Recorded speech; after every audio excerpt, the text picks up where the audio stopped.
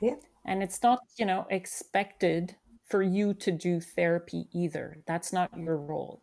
Your role is really to sort of enhance the person and make them feel supported and belonging in your team and to contribute. And so it's having that relationship or establishing that relationship that's more important than anything else.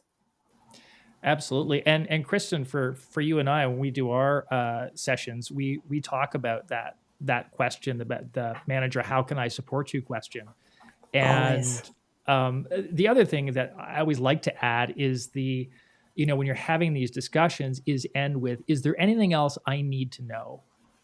Because what that does is that sets up the conversation to give the person the agency, if there is more information that they believe is relevant, that may cause a challenge or an obstacle in their job that they think you need to know about, that gives them that ability and that invitation to tell you. But it also shows that, as a manager, I don't necessarily need to know everything. You can, I want to respect your privacy on this, but if there's something I need to know, now's a good time to communicate that.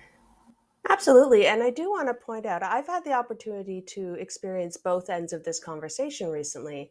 That we're not just talking about managers who are, let's say, neurotypical without mental illness or other challenges, managing their subordinates who may present with all kinds of disabilities. It goes both ways because folks with disabilities or neurodivergent challenges, we make great leaders, we make great managers, we make great CEOs, we make great project directors. So you'll find us all over the org chart.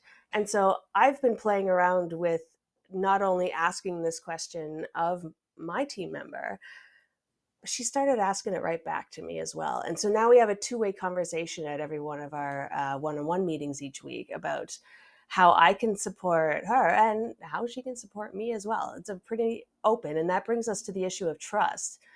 And once, I know you have a lot to say about trust, Jason. And once we get trust into the relationship in your workplace, the diagnosis doesn't matter anymore.